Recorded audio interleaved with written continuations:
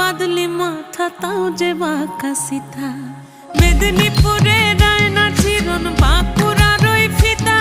আর যতন করে বাঁধলি মাথা তাও যে বাঁকা সিথা